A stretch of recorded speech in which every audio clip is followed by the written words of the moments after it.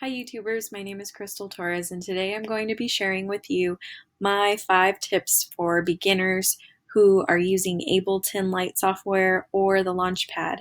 Let's get started. So tip number 5 that I have for you today is to please familiarize yourself with the different sounds that Ableton has to offer. If you look over here in the left corner, you'll see that there are sounds, different basses, synth leads, there's drum kits, congas, bongos, cymbals, there's instruments, instrument racks, and tons and tons and tons of samples. Going through and clicking these samples and figuring out which ones you like or the ones that work well together will save you so much time than trying to piece together a masterpiece with 500 different sounds that you've never really heard before.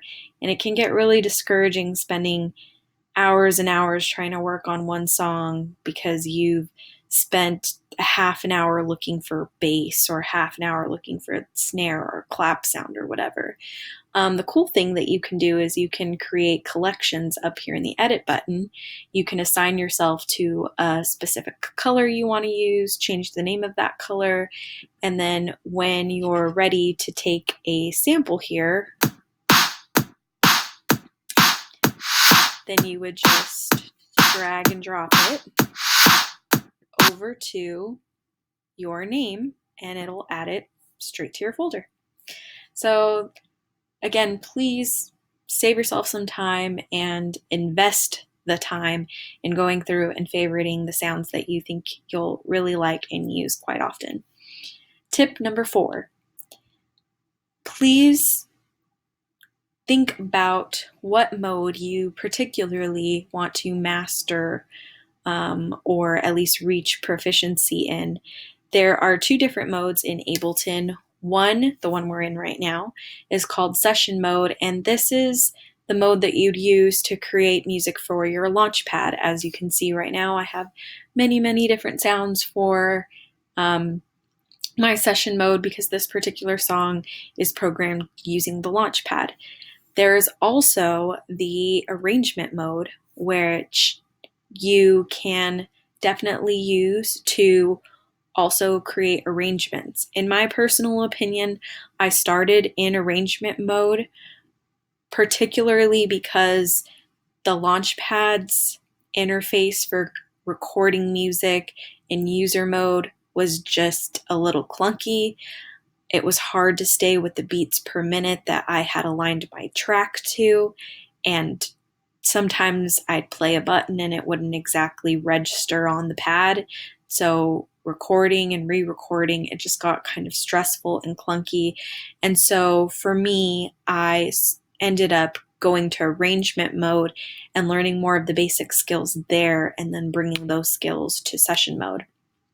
So the really cool thing about arrangement mode is that when you're lighting up your track with different instrument sounds, you get this keyboard here, and this leads me to tip number 3. Please do not buy a MIDI keyboard. Do not buy instruments to align to Ableton. Don't feel like you have to use the Launchpad. There is a built-in keyboard right here for your use. The really cool thing about these built-in keyboards is that you can add notes with this little pencil here. You can make the notes longer or shorter. You can add as many as you want and play your sample that you like, dragging out the sounds to make them longer or shorter, like that. I'm going to show you a really cool sample that I've made here in session mode, and I'll show you how to do this a little bit later. Sorry, I used this one for my example.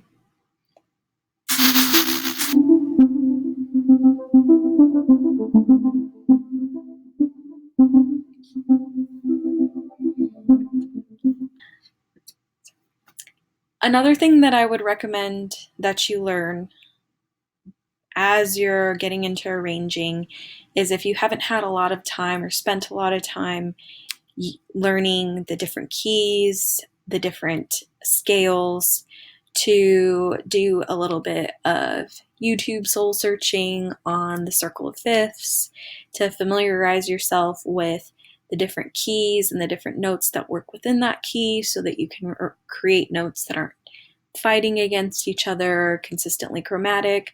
So please invest the time into music theory. It'll definitely make arranging a little bit easier on your life. Tip number 2, VST plugins are going to enhance your recordings so much. So I'm going to go back here to session mode where I have my Launchpad stuff done, and a lot of my plugins were plugins I found on the internet, and I love them. They have enhanced my ability to create melodies on the Launchpad more efficiently and to make them sound a lot crisper and go with the beats per minute. So that's been really nice. So VST plugins, again, there's so many great free ones on the internet. Take advantage of that. And my last and final tip for you guys is however much time you put into this is the reward that you're going to get from it. I've been working with Ableton for 5 months as a beginner, and I can tell you that it takes a lot of time and a lot of patience to sit here, do the trial and error, to work through learning how to create arrangements of original songs or even create those tracks to do covers. So be very patient with yourself and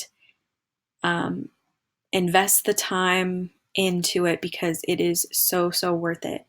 I definitely always saw myself as a karaoke singer, and learning Ableton over the last 5 months has really helped me become a better musician, composer, and singer.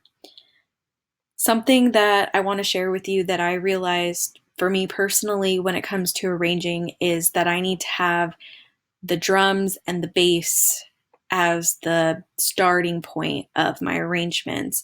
If I can't figure those things out, I have a hard time moving forward, so that might be something that helps you. Another thing that I've learned through this experience has definitely been arranging the music before you write the lyrics. While you might come up with the coolest lyrics, sometimes it doesn't always fit with your arrangements, or trying to match the music to singing. It can be challenging if you're not really proficient in theory. So for me, that was a learning curve. I need to arrange the music and then the lyrics come second.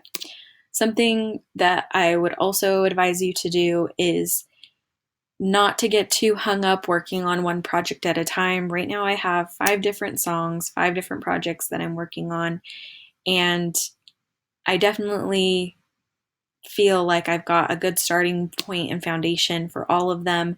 So I'm excited to see where they're going to go. I encourage you that once you start writing, that you continue to push yourself with arranging and writing music.